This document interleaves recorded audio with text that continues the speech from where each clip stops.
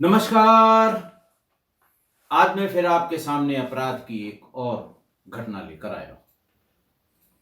आज के अपराध की घटना भी हालिया है, हाल फिलहाल की है। राज्य है झारखंड।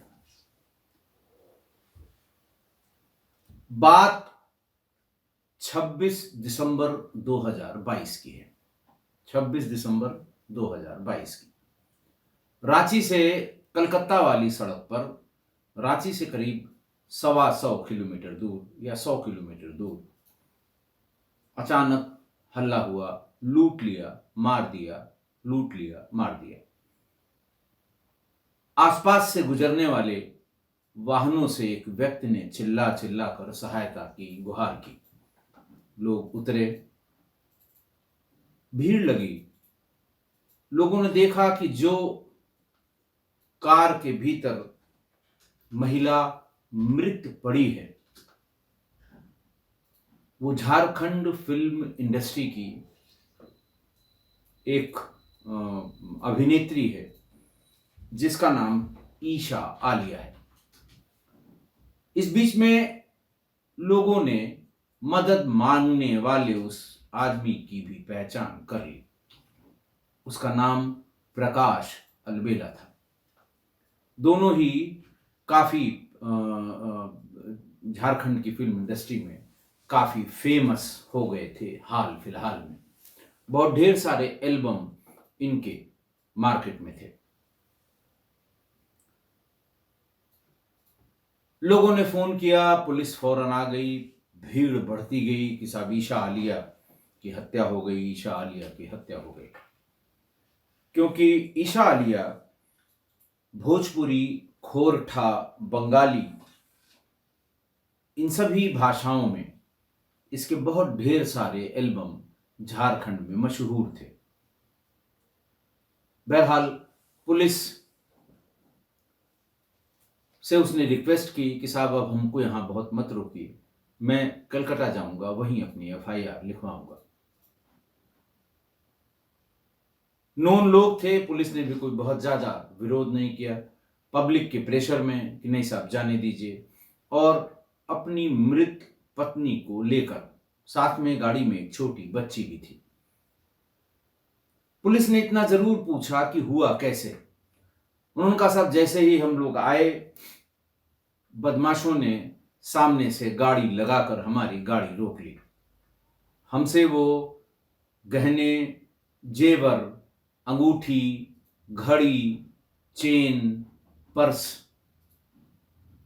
ये सब मांगने लगे।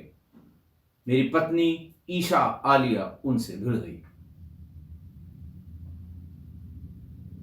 ज्यादा भिड़ने की वजह से या ज्यादा एग्रेसिव होने की वजह से बदमाशों ने उसे गोली मार दी, जो उसकी कनपटी पर लगी।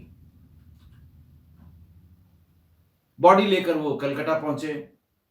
कलकत्ता में थाने पर रिपोर्ट लिखाने के लिए प्रकाश अलवेला पहुंच गए। साहब इस तरह से बदमाशों ने रास्ते में लूट के हमारे साथ ये घटना की है।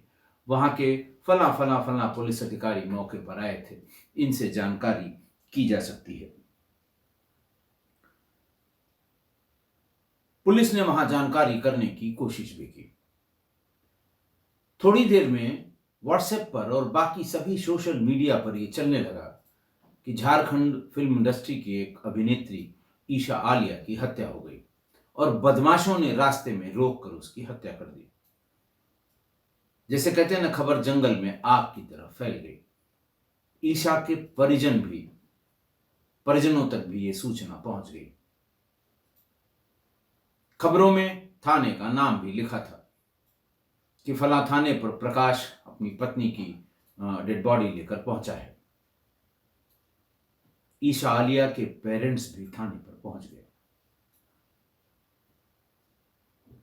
थाने पर उन्होंने पुलिस वालों से पूछा घटना कैसे हुई, प्रकाश इस सिलसिले में क्या बताता है।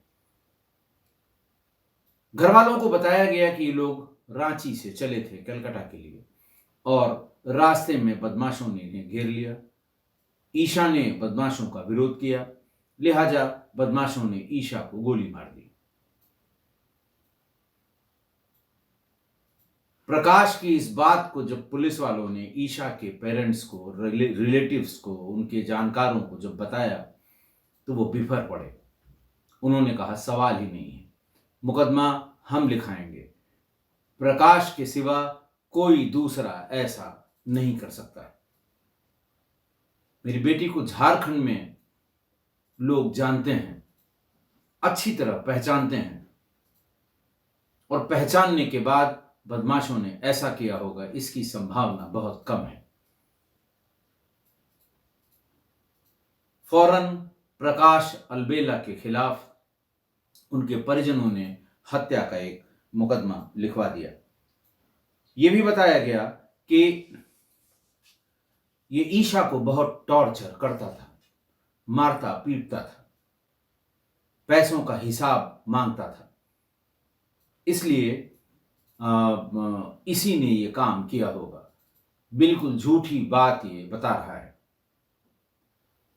पुलिस ने प्रकाश अलबेला को रोक लिया, बॉडी पोस्टमार्टम के लिए भेज दी। पोस्टमार्टम के बाद उसकी डेड बॉडी उसके घर वाले अंतिम संस्कार के लिए ले गए। अंतिम संस्कार के बाद पुलिस ने प्रकाश अलबेला से पूछना शुरू की। तमाम सवालों के जवाब उसने इधर उधर के दिए। आप जानते हैं, जब सीक्वेंस ऑफ इवेंट्स के बारे में कोई बातों में विरोधाभास करने लगे या बताने लगे या बयान करने लगे तो शक होना लाजमी है। पुलिस ने सबसे पहले वो जो पुलिस करती है कि भाई अब कहाँ के रहने वाले हैं, वो कहाँ के रहने वाली है, बताया कि ईशा अलबेला हजारीबाग की रहने वाली थी। 2009 में वो झारखंड फिल्म इंडस्ट्री में आई थी। झारखंड फिल्म इंडस्ट्री को वो झॉलीवुड, नया टर्म मैंने पहली बार सुना है कि झॉलीवुड की बहुत मशहूर थी, और मेरे साथ भी उसके कई एल्बम हैं। मैं डायरेक्टर था, वो एक्टर थी। तमाम सिलसिलेवार बातचीत में ये भी पता लगा कि जब वो नई नई आई और उसके एल्बम कुछ कुछ हिट होने लगे तो प्रकाश अलबेला का रुझान उसकी तरफ हो गया। ऐसा लगता था कि प्रकाश अलबेला को इंडस्ट्री में आगे बढ़ने के लिए और ईशा आलिया को भी इंडस्ट्री में आगे बढ़ने के लिए, मतलब दोनों को एक दूसरे की जरूरत थी। पेंच इसमें सिर्फ यह था कि प्रकाश अलबेला पहले से शादीशुदा था और उसके 2 बच्चे भी थे। बहरहाल दोनों अपनी अपनी जरूरतों के लिए लिव इन रिलेशन में रहना शुरू कर दिया। कोई 2.5-3 साल तक लिविंग रिलेशन में रहने के बाद जब ईशा आलिया और मशहूर हो गई, मशहूर क्या मतलब, और उसके गाने चलने लगे और एल्बम उसके मार्केट में आ गए, लोगों के बीच उसकी पहचान बढ़ने लगी, तो उसने प्रकाश अलबेला पर दबाव बनाना शुरू किया कि अब बहुत दिन हो गए लिव इन में रहते हुए, हमें शादी कर लेनी चाहिए। जैसे ही शादी की बात शुरू हुई, प्रकाश अलबेला भांति भांति के बहाने बनाने लगा। ईशा भी कम चालाक नहीं थी। वो समझ गई कि अब ये रिलेशन से भागना चाहता है, इसका काम हो गया, इसका मन ऊब गया, अब ये चाहता है कि किसी तरह ये खत्म हो जाए। दोनों में मनमुटाव, झगड़ा शुरू हो गया। ईशा ने यह भांप लिया कि ये किसी भी समय या तो कोई वारदात करेगा या फिर किसी भी समय इस रिलेशन को तोड़ के भाग जाएगा। लिहाजा ईशा अदालत चली गई, पेशी हुई, मुकदमा चला। अदालत ने इंटरफेयर करके ये बताया कि या तो आप लोग शादी कर लें, अन्यथा कोर्ट अपना जजमेंट सुनाएगी। वकीलों ने जो भी राय दी हो प्रकाश अलबेला को कि शादी कर लो वरना जजमेंट तुम्हारे अगेंस्ट जा सकता है, ढेर सारी एविडेंस तुम्हारे खिलाफ हैं। अदालत के उस अगेंस्ट आने वाले फैसले के दबाव में प्रकाश अलबेला ने फिर वही माफी और रोना और धोना और गाना, लव मैरिज कर ली, बल्कि कोर्ट मैरिज कर ली। और कोर्ट को कोर्ट मैरिज के डॉक्यूमेंट दिखाने के बाद कोर्ट के उस मुकदमे से उसका पीछा छूट गया। दोनों रहने भी लगे रांची के टैगोर हिल एरिया में, एक फ्लैट लिया और इसी बीच उनके एक बच्ची भी हो गई। बच्ची घटना के समय 2 साल की थी, लेकिन दिमागी फितरत से मजबूर मेल मेंटेलिटी सोसाइटी का ये अभिन्न अंग प्रकाश अलवेला, इसके दिमाग में यही घूम रहा था कि कैसे इससे छुटकारा पाया जाए। और बीच बीच में वो बहाने बनाकर कलकत्ता चला जाता था, जहां उसकी पहली पत्नी और बच्चे रहते थे। ईशा अलबेला को भी इस बात का शक हो गया कि ये बार बार भाग कर वहां जाता है। पत्नी होने के नाते तमाम सवालात वो करने लगी और इस बात पर गंभीर नाराजगी व्यक्त करने लगी कि ये बात ठीक नहीं है। जब ये बात हो गई तो प्रकाश अलबेला के मन में जो पहले था वो फिर सरफेस हुआ, वो फिर ऊपर आया कि हमें ईशा से पीछा छुड़ाना है। आप समझ सकते हैं क्यों पीछा छुड़ाना चाह रहा था। ये तो कहने की बात है कि साहब वो पत्नी के पास भी और पत्नी का दबाव तो फलाना ढिकाना, असल में वो उससे ऊब चुका था। ऊब का मतलब काम उसका हो गया था। उसे इस रिश्ते को आगे बढ़ाने में कोई इंटरेस्ट नहीं था। उसने पूरा प्लान बनाया, स्टोरी बनाई। उसे लगा कि हम चूंकि बहुत इज्जतदार लोग हैं, हॉलीवुड के, झारखंड फिल्म इंडस्ट्री के, हमारी बात पर सब यकीन करेंगे। और इसी प्लान के तहत वो रांची से कलकत्ता के लिए रवाना हुआ अपनी गाड़ी में। रास्ते में सबसे सुनसान जगह पर, जहां दूर दूर तक कोई गाड़ी का आना जाना या गांव देहात नहीं था, गाड़ी की रफ्तार तेज थी। उसकी नजर बराबर ईशा पर थी। उसने देखा कि ईशा सो गई, बच्ची भी पीछे सीट पर सो गई। अपनी पिस्टल निकाली और कनपटी पर सटा के उसे गोली मार दी। बच्ची भी उठ गई, उसने भी फौरन गाड़ी किनारे रोक दी। पहले ये ऑब्जर्व किया ये मरी कि नहीं मरी। जब उसे यकीन हो गया कि ये मर चुकी है, तब उसने दरवाजा खोला और बाहर सड़क पर आकर हल्ला मचाने लगा कि बचाओ बचाओ, बदमाशों ने लूट लिया, मेरी पत्नी की हत्या कर दी। लोग उतरे, लोगों ने देखा, अरे तो ईशा आलिया है। भीड़ हो गई, पुलिस भी आ गई। उसने सोचा कि यहां पुलिस पता नहीं किन किन लोगों से पूछताछ करे, कहां कौन सी बात हो। उसने फौरन रिक्वेस्ट की कि साहब मुझे इसे ले जाने दीजिए, मुझे ऐसा लगता है कि इसकी शरीर में जान है, पास में कोई हॉस्पिटल यहाँ नहीं है, इतनी देर में मैं कलकत्ता पहुंच जाऊंगा और इसे डॉक्टर्स अटेंड कर लेंगे। बहरहाल एक बहाना बनाकर कि और टाइम लग जाए, कि अगर कहीं जान बची भी हो तो ये वहां पहुंचते पहुंचते निकल जाए जान इसकी, मर जाइए। और वहां जाकर सीधे थाने के भीतर घुस गया। हॉलीवुड के तमाम अभिनेता अभिनेत्रियों ने इस घटना पर दुख व्यक्त किया, लेकिन शुरुआती समय में जो किस्सा प्रकाश अलबेला ने बताया था, वही किस्सा सोशल मीडिया पर तैरता रहा कि बदमाशों ने रास्ते में गोली मार दी, ईशा आलिया की हत्या बदमाशों ने कर दी, रोड होल्डअप में बदमाशों ने अभिनेत्री ईशा आलिया को गोली मार दी। पुलिस की जांच पड़ताल में जब ये पूरी बात सामने आई तो 28 दिसंबर 2022 को बाकायदा हावड़ा ग्रामीण की एसपी स्वाति भंगालिया ने एक प्रेस कॉन्फ्रेंस करके लोगों को ये जानकारी दी कि ईशा आलिया की हत्या और किसी ने नहीं, उसके पति प्रकाश अलबेला ने ही की थी। वो पिस्टल बरामद हो गई। पिस्टल को फॉरेंसिक टेस्ट के लिए बैलिस्टिक एक्सपर्ट के यहाँ भेज दिया गया। बच्ची चूंकि सो रही थी, वो कुछ बताने की स्थिति में नहीं थी, लेकिन पुलिस ने बच्ची को प्रकाश अलबेला को नहीं दिया। बच्ची थाने पर ही रही और पुलिस बिना किसी आधिकारिक जानकारी के उसने किसी के साथ भेजने से इनकार कर दिया, ना पति के परिवार वालों को, ना पत्नी के परिवार वालों को। पुलिस ने गिरफ्तार करके प्रकाश अलवेला को जेल भेज दिया 30 दिसंबर 2022 को। आज की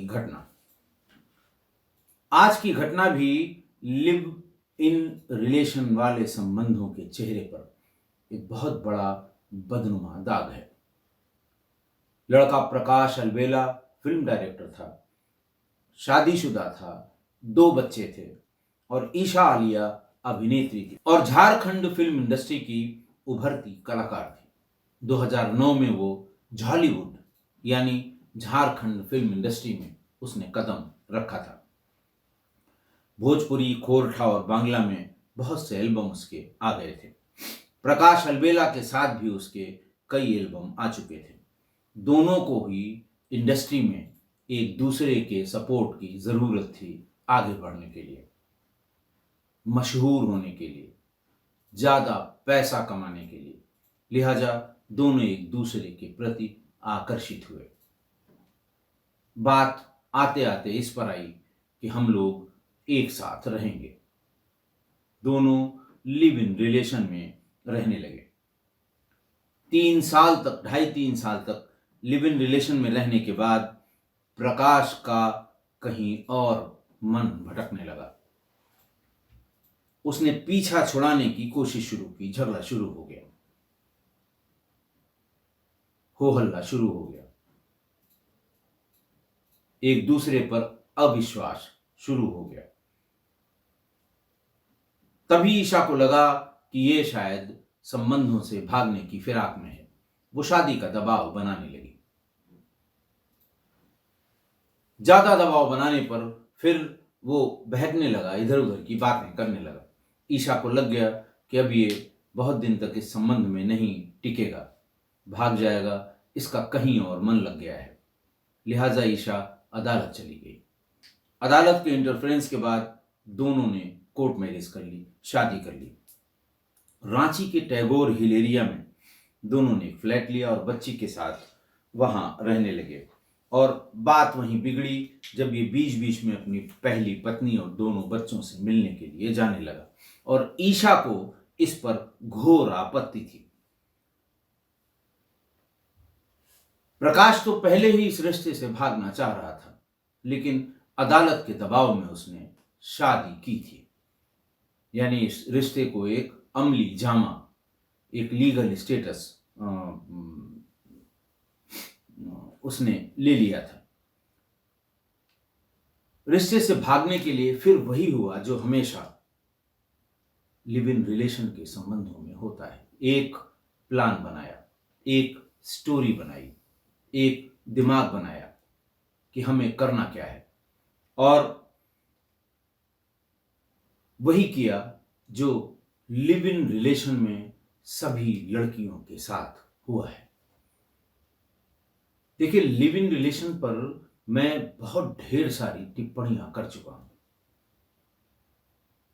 जब मेरी समझ के बाहर होने लगा तो मैंने किस्सा गोई परिवार के सुधी श्रोताओं से उनकी भी राय मांगी, जानी। बहुत बड़ी संख्या में लोगों ने अपनी राय भी दी, लेकिन फिर भी इस निष्कर्ष पर नहीं पहुंच पा रहा हूं कि लड़कियां ही क्यों मारी जा रही हैं, और लड़कियां मारी जा रही हैं तो गलती लड़की की है या लड़के की है।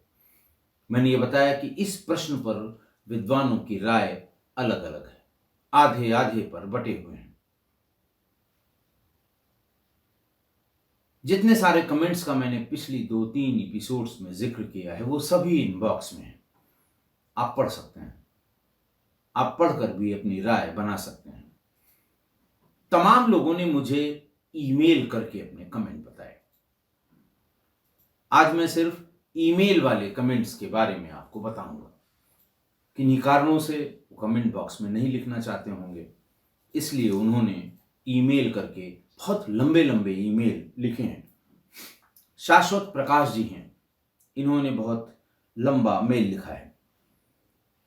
उनका यह कहना है कि या तो लड़की मेल काउंटर पार्ट को छोड़ती है तब उसका बॉयफ्रेंड, जो कि लड़की पे डिपेंडेंट होता है इकोनॉमिकली, फिजिकली, इमोशनली, को चीट किया तो वो अपने आप को चीट किया गया महसूस करता है। ये सच में लड़की किसी और अच्छे लड़के को प्यार करने लगी है। ये जब उसको ये जानकारी होती है या शक होता है तो वो अपने आप को चीट किया हुआ महसूस करने लगता है। फिर आगे वो कहते हैं कि लड़कों को लगता है कि कैसे कोई लड़की उसको छोड़ सकती है। ये एक तरह से किसी ट्रॉफी को गंवाने जैसा हो जाता है। बड़ी इंटरेस्टिंग बात लिखी है शाश्वत भाई ने कि ऐसा लगता है कि वो ट्रॉफी उसके हाथ से छिन जाएगी अगर ये लड़की छोड़कर चली गई।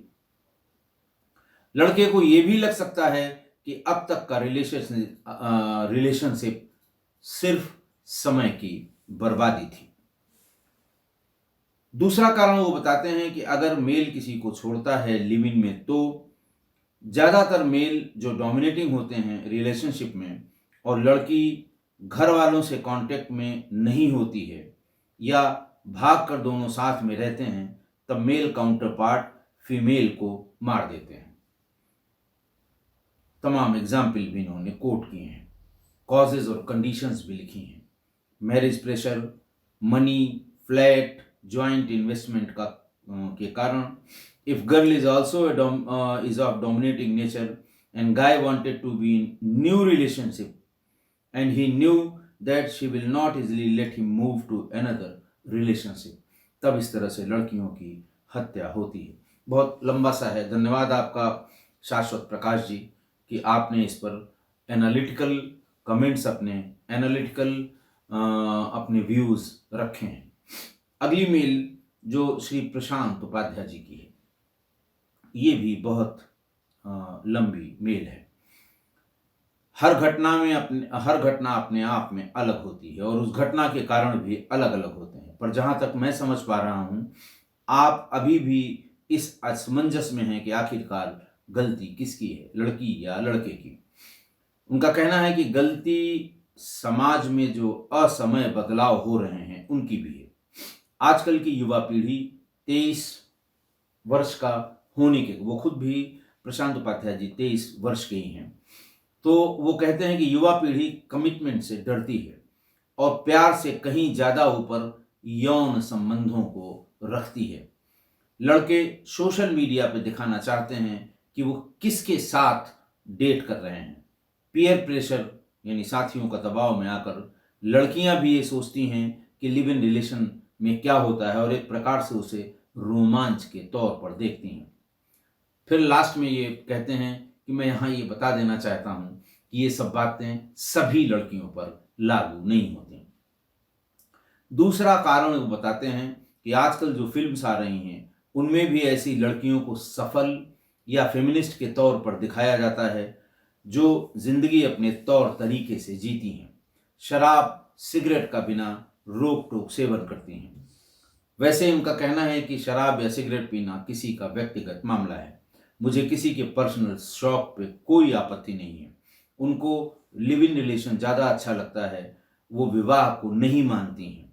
You only live once, YOLO, आप एक ही बार जीते हैं, वो सिर्फ इसी सिद्धांत पर जीती हैं और शायद इसीलिए मारी भी जाती हैं।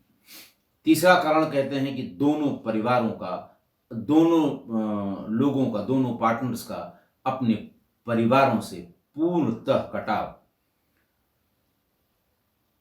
चौथा लिखते हैं कि हम एक बारे में बात करना भूल गए कि अगर दो विषम लिंगीय लोग साथ में रहेंगे तो जग जाहिर है कि वो भजन कीर्तन तो करेंगे नहीं। वाह भाई प्रशांत उपाध्याय जी, आपने ऐसी बात कह दी। ये बात तो तब से मैं कह ही रहा हूँ। लिव इन का मतलब ही यही है। कोई वहाँ सत्यनारायण भगवान की कथा नहीं सुनता है, न ही भजन कीर्तन करता है।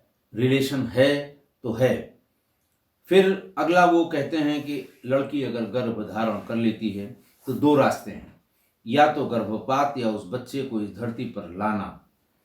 दूसरा उपाय किसी भी कीमत पर लड़का मानेगा नहीं। और अगर उसको जो प्रिवेंटिव पिल्स हैं तो उसका जो शरीर और अंतर्मन पर प्रभाव पड़ता है वो इरिवर्सिबल है, और बच्चे को जन्म दे तो बेचारी अविवाहित माँ बनती है। और लड़का ये कहता है कि भाई मेरे घर वाले मेरी शादी कहीं और करवा रहे हैं। इस तरह की प्रैक्टिकल बातें प्रशांत जी ने लिखी हैं। समाज के कंक्लूजन कहते हैं कि समाज के अपने नियम अभी तक लिव इन रिलेशनशिप को मान्यता देने को तैयार नहीं है, और ढेर सारी बातें उन्होंने लिखी हैं। सिद्धार्थ सिड साहब ने भी एक बहुत लंबी मेल लिखी है, और वो उन्होंने तमाम वेस्टर्न कल्चर को कोट किया है और ये बताया है कि अगली पीढ़ी को अपनी पिछली पीढ़ी से कुछ लेना देना नहीं रहता। वही इंडिया के केस में हमारे वैल्यू सिस्टम में हमें एक परिवार में रखता है, हमें एक पहचान देता है, भले ही हम परिवार से अलग क्यों न रहते हों। और इसी वजह से जहाँ वेस्ट में हमें पार्टनर पसंद आने पर हम शादी कर सकते हैं, इंडिया में चूंकि रिश्ता दो लोगों का नहीं दो परिवारों का होता है, हम परिवार की रजामंदी के बिना शादी नहीं कर सकते हैं। और भी तमाम बातें उन्होंने लिखी हैं कि जहाँ तक रही लड़कियों की ज़्यादा हत्या होने की बात, तो इसकी प्रमुख रूप से वजह पितृतात्मक सत्ता है। मेल डोमिनेंसी की बात ये कहते हैं। पुरुषों को हरदम ये लगता है कि स्त्री के पास बहुत सारे ऑप्शन होते हैं और वे कभी भी कोई भी ऑप्शन चुन सकती है, इसलिए शायद इसी नाराजगी में वो लड़कियों की हत्या करता है। दूसरा वो कहते हैं कि स्त्री के छोड़ के जाने पर पुरुष की मर्दानगी पर सवाल उठाया जाता है और कोई भी पुरुष ये बर्दाश्त नहीं कर सकता कि कोई उसकी मर्दानगी पर सवाल उठाए। सिद्धार्थ जी, आपने भी बहुत अच्छी एनालिसिस की है, प्रैक्टिकल बातें लिखी हैं जो परिवार में होती हैं। हरविंदर सिंह जी जो यूएसए में रहते हैं, रहने वाले पंजाब के हैं, उनका भी यही कहना है। वो कहते हैं कि जो हमारे संस्कार हैं, उनका ये कहना है कि वो अपने बच्चों के बारे में कह रहे थे कि हमारी भी बेटी है और हमें उसे शुरू से ही bad touch, good touch, family के बाहर इस तरह की बातें हम उसको बताते हैं। ऊंच नीच हमेशा उसको बचपन से ही समझाते हैं और हमें नहीं लगता कि वो इस तरह का कोई कदम उठाएगी। इस तरह से तमाम लोगों ने, सौरभ गुर्जर, इन्होंने भी एक लंबी मेल लिखी है कि उनका कहना है कि लड़कियां ज़्यादा दिन तक इस तरह नहीं रह सकती, वो शादी का दबाव बनाने लगती हैं। ये वजह है कि वो मारी जाती हैं। लड़के सारा खर्चा उठाते हैं जो कि कुछ साल बाद उन्हें बोझ लगने लगता है। इस बोझ से उबरने के लिए वो लड़कियों की हत्या कर देते हैं। लड़के महज इसे अय्याशी समझते हैं जबकि लड़की प्यार करती है। शायद इसी अय्याशी में मन भर जाने के बाद वो लड़कियों की हत्या कर देता है। तो इस तरह की और तमाम बातें उन्होंने लिखी हैं, जो ज़्यादातर बातें डिस्कस की जा चुकी हैं। बबलू सिंह जी भी एक लंबी मेल लिखते हैं कि वो ये कहते हैं कि क्रिमिनल माइंड केवल अपराध प्रवृत्ति केवल यही कुंठा और दूषित दिमाग के लोग ही करेंगे, चाहे स्त्री हो चाहे पुरुष हो। दूसरा वो लिखते हैं कि पुरुष स्त्री से ज़्यादा अपराधी प्रवृत्ति का होता है। और भी तमाम बातें इन्होंने लिखी हैं। चूँकि इन लोगों ने बहुत मेहनत करके, तमाम एग्जाम्पल्स कोट करके, तमाम चीज़ों के साथ अपनी बात को कहने का प्रयास किया है, मेरा धर्म बनता था कि इनकी बातों को भी आपके सामने रखूं। लेकिन एक बात इसमें और है, जाने से पहले मैं बता दूं कि ये सभी मेल पुरुषों के हैं। जो हमारी फेमिनिस्ट सदस्य हैं, हमारी जो महिला पारिवारिक सदस्य हैं किस्सागोई, उन्हें इस पर आपत्ति जरूर होगी। वो ये कहेंगी कि ये सभी राय, ये सभी ज्ञान मेल डोमिनेटिंग सोसाइटी के लोगों के हैं। वो इससे नाइत्तेफाकी भी रखेंगी, लेकिन मैं क्या कर सकता हूं? इतने सारे जो मेल पर कमेंट आए, जो एनालिसिस आई, जो विश्लेषण आया, जिसमें शोध परक बातें आई, ये सभी मेल्स ने या पुरुषों ने लिखी हैं। एक भी महिला की कोई बात अगर आई होती तो मैं आपसे जरूर शेयर करता, या अब भी अगर किसी महिला का विश्लेषण इस सिलसिले में आएगा मेल पर, मैं जरूर शेयर करूंगा। कमेंट्स में तो कई हमारी किस्सागोई परिवार की महिला सदस्यों ने अपनी बात लिखी है, लेकिन कुछ लोगों ने शायद किन्हीं कारणों से मेल पर ये बातें लिखी होंगी। हो सकता है कभी कभी मैं भी देखता हूं कि कुछ लोगों के कमेंट कुछ लोगों को पसंद नहीं आते हैं, वो उस पर टीका टिप्पणी करते हैं। शायद इससे बचने के लिए ये मेल की गई होगी। लेकिन एक बार फिर मैं आप लोगों को बहुत धन्यवाद करता हूं कि इस गंभीर विषय पर, गंभीर इसलिए कि इस समय ये विषय इतना चलन में है। कोई दिन नहीं होता जिस दिन अखबार में, टीवी में या जितने ऑनलाइन न्यूज़पेपर्स हैं उनमें इस तरह की घटना का उल्लेख न हो। सालों साल से साथ रह रहे हैं, शादी नहीं कर रहे हैं, और अचानक एक दिन लड़की की हत्या हो जाती है। तो ये मन बहुत खराब होता है इस तरह की बातों को सुनकर, कि केवल महिलाएं ही क्यों मारी जा रही हैं, केवल महिलाओं की ही क्यों हत्या हो रही है। तो ये सही है कि ये सभी पुरुषों की राय है, ये सभी पुरुषों की हुई टिप्पणियां हैं, ये सभी विश्लेषण पुरुषों के किए गए हैं। जैसे ही किसी महिला सदस्य की ओपिनियन, राय या ऑब्जर्वेशन मिलेगी, मैं जरूर शेयर करूंगा, मैं ये वादा करता हूं। आशा है आप मेरी इस बात से सहमत होंगे। आज के लिए इतना ही। बहुत बहुत धन्यवाद।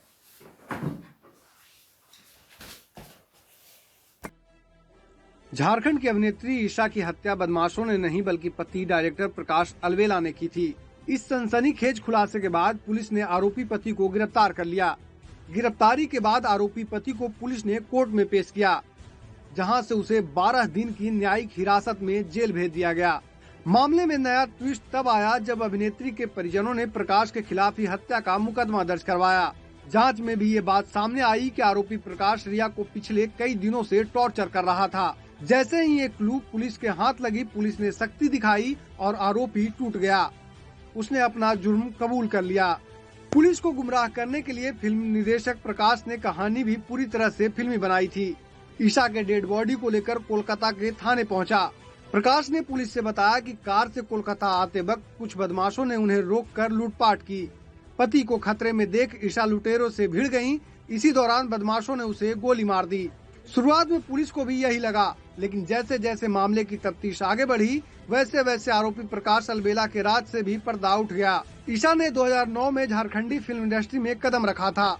नागपुरी के साथ साथ भोजपुरी, खोरठा, बांग्ला सहित कई एल्बम में भी वो काम कर चुकी थी। Bureau report, Dainik Bhaskar.